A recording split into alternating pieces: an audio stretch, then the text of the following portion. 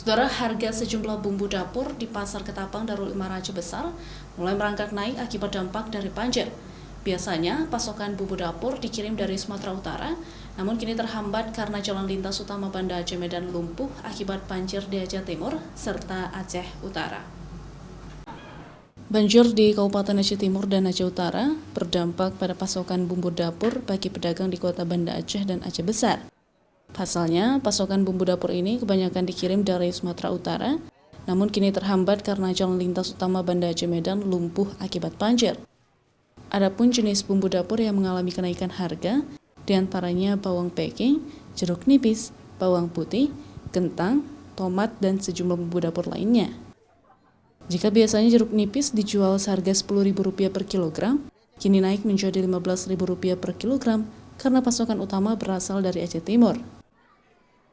Nah, gejolak ekonomi pun sekarang lagi menurun. Barang-barang semua serba naik.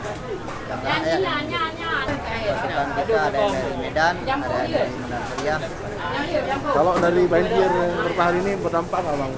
Banjir berdampak seperti jeruk nipis, bawang, kentang dari 8 jadi 10.000, harga ecerannya dari 160 jadi 200 rusak.